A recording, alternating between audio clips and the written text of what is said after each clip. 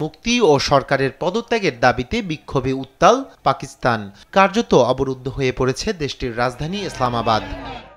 বিক্ষোভ ঠেকাতে পিটিআইয়ের পার্লামেন্ট সদস্য সহ কয়েক হাজার সমর্থককে গ্রেপ্তার করেছে শাহবাজ সরকার। বাধা উপেক্ষা করে রাজধানী ইসলামাবাদের উপকণ্ঠে পৌঁছে যায় পিটিআই নেতাকর্মীদের গাড়িবহর। এ সময় আইন শৃঙ্খলা রক্ষাকারী বাহিনীর সঙ্গে দফায় দফায় সংঘর্ষ হয় তাদের। এতে নিহত হন সেনাবাহিনী সহ বেশ কয়েকজন নিরাপত্তা বাহিনীর সদস্য। এ সময় আহত হয়েছেন বহু মানুষ।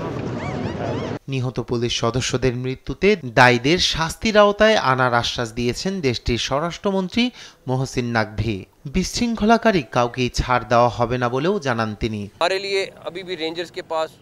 ইসলামাবাদের রেড জোনে প্রবেশ করলে ইমরান খানের সমর্থকদের গ্রেপ্তার করা হবে। সরকারি ভবনের সুরক্ষায় ওই এলাকায় চলাচল নিষিদ্ধ করে দেওয়া হয়েছে। যে ওই এলাকায় আসবেন তাকেই গ্রেপ্তার করা হবে। যারা প্রতিবাদের ডাক দিয়েছেন, নিরাপত্তা বাহিনীকে আঘাত করছেন, তাদের বিরুদ্ধে কঠোর ব্যবস্থা নেওয়া হবে এবং কাউকে ছাড় দেওয়া হবে না।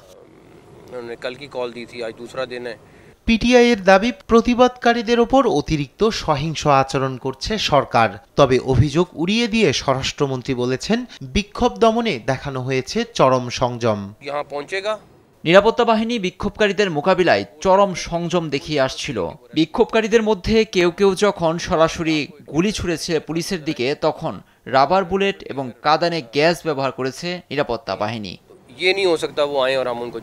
এদিকে নিরাপত্তা ঝুঁকি বিবেচনায় নিয়ে উত্তাল ইসলামাবাদে সংবিধানের ২৪৫ ধারা সক্রিয় করে মোতায়েন করা হয়েছে সেনাবাহিনী। পাশাপাশি পরিস্থিতি অশান্ত করার যে কোনো চেষ্টা ঠেকাতে দেওয়া হয়েছে দেখামাত্র গুলির নির্দেশ।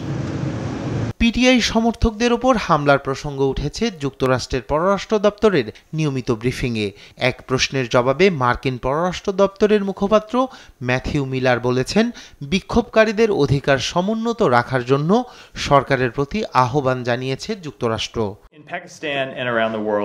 পাকিস্তান সহ সারা বিশ্বে আমরা মত প্রকাশের স্বাধীনতা, শান্তিপূর্ণ সমাবেশ এবং রাজনৈতিক কর্মকাণ্ডকে সমর্থন করি। তবে আমরা বিক্ষোভকারীদের শান্তিপূর্ণভাবে বিক্ষোভ প্রদর্শন ও সহিংসতা থেকে বিরত থাকার আহ্বান জানাই।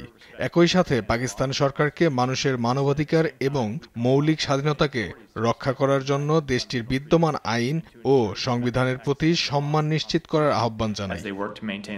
এই আবহে সরকারি দমন-পীড়নের ফলে পাকিস্তানে রাজনৈতিক অস্থিরতা আরও বাড়তে পারে বলে আশঙ্কা করেছেন রাজনৈতিক বিশ্লেষকরা।